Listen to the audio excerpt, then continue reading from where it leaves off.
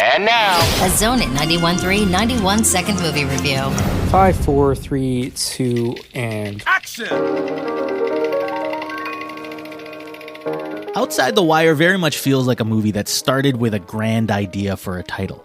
I say that because it's almost comical how many times the dialogue comes up with excuses to say, outside the wire. We don't control any of the area outside the wire.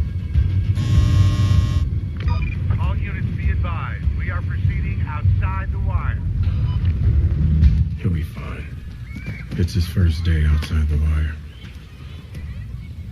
His first day. Outside the title, you have a very standard Netflix action movie. That said, a standard Netflix action movie is typically a half an hour too long, which this very much is. But to no real surprise, Anthony Mackie is spectacular in his Terminator-like role and manages to carry the film's overall forgettable plot. His charisma and action chops in this film serves as a good way to remind Marvel fans that he would be ready and able to take on the mantle of Captain America. The rest of the cast around Mackie had a few moments, but for the most part failed to make the film any less of a mediocre military action flick that barely requires your full attention. Its overall message and moral comes across as somewhat disingenuous and pious, and while both the visual effects and action were great, they seemed to come at the expense of a better planned plot to further flesh out a potentially interesting idea.